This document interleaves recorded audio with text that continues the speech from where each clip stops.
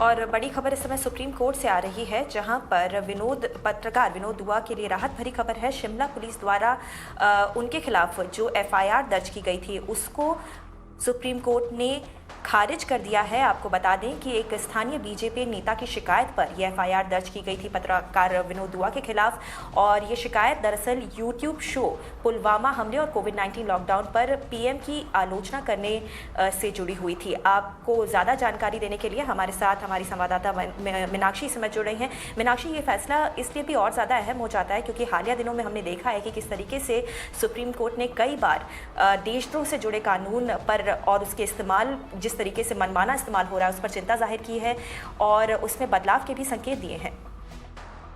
जी, बिल्कुल सही फरमाया आपने। ये बहुत ही संगीन आरोप होता है सेडिशन का, और हमने देखा है कि पिछले कुछ सालों में इसका जो यूज़ है, रादर मिसयूज़ है, वो बिल्कुल ऑन द राइज है।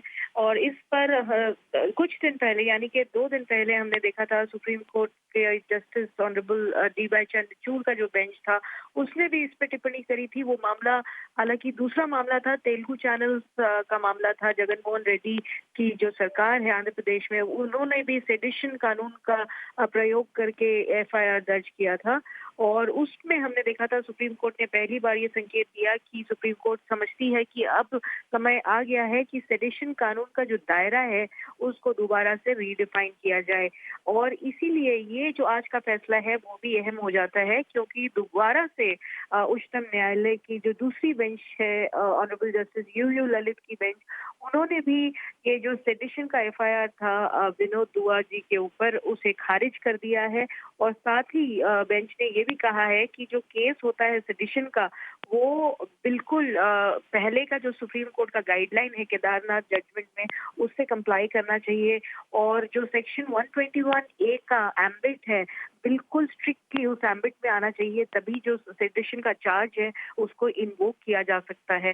तो हम ये बिल्कुल मान के चल सकते हैं कि सुप्रीम कोर्ट का रवैया इन तमाम सेडिशन के एफआईआर को लेकर अब आने वाले समय में और सख्त होने वाला है। जी मीनाक्षी, शुक्रिया इस पूरी जानकारी के लिए।